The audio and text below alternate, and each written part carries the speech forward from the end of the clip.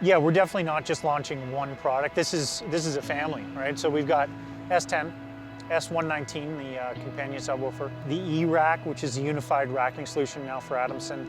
Blueprint AV is also an integral piece of that. And really, they all work together seamlessly.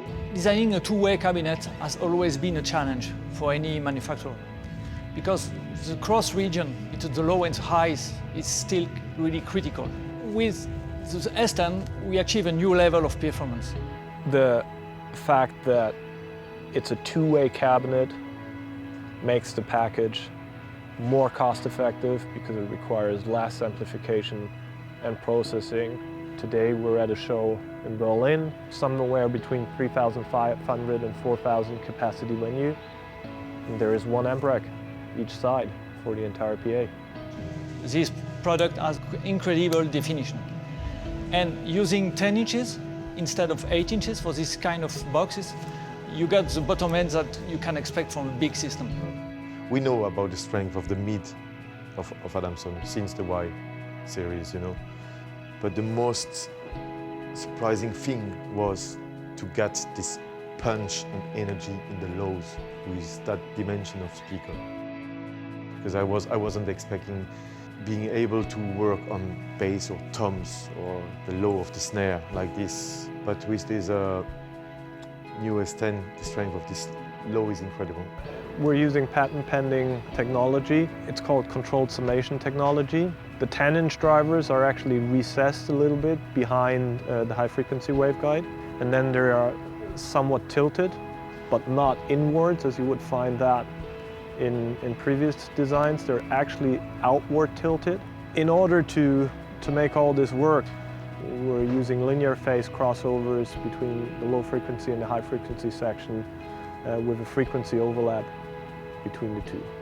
The 4-inch compression driver brings less distortion, more output, and more clarity, which is the signature from Adamson product.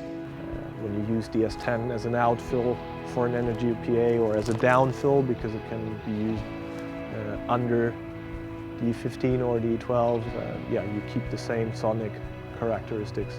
The rigging is based on ID coming from the E12, E15 rigging.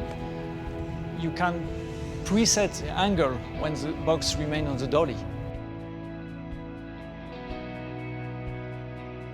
Setting the angles is really straightforward. Blueprint gives you one of the positions. In case of the S10, they can range from 0 to 8. You then move the slider to find that position and you pin it with the corresponding hole here on the right side.